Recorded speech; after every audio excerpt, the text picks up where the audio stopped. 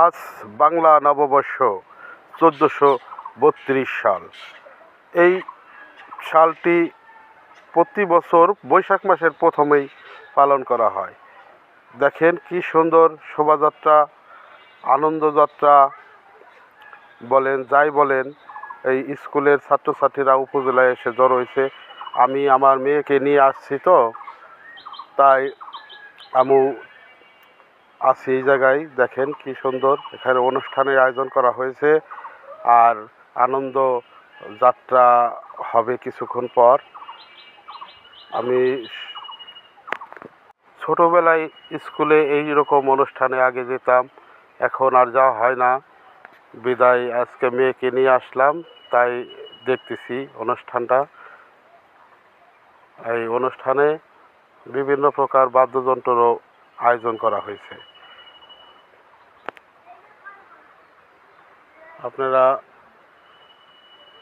এই রকম আনন্দ ছোটোকালে করছেন, কে কে করছেন অবশ্যই কমেন্টে জানাবেন। আর আপনারা যারা বাচ্চাদের নিয়ে স্কুলে এই রকম অনুষ্ঠানে গেছেন তারাও কমেন্টে জানাবেন।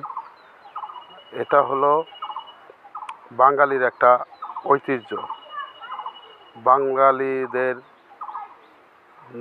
একটা উৎসবের মতোই। নববর্ষ পালন করা কোনো বাধ্যবাধকতা নাই, তারপরেও আনন্দ করার জন্য এটা করে, নববর্ষ উদযাপন করে। এটাই এটা যেমন মনে করলেন ইংরেজি নববর্ষ পালন করা হয়, ঠিক তেমনই এই বাংলা নববর্ষটা বাঙালিরা পালন করে।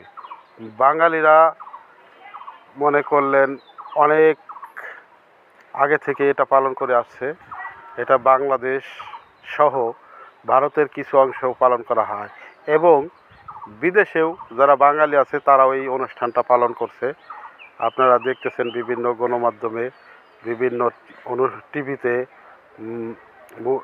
তারপরে আপনার বিভিন্ন সোশ্যাল মিডিয়ায় দেখতেছেন যে বিদেশিরাও এই উৎসবটা পালন করতেছে। ভালো থাকবেন, আল্লাহ হাফেজ।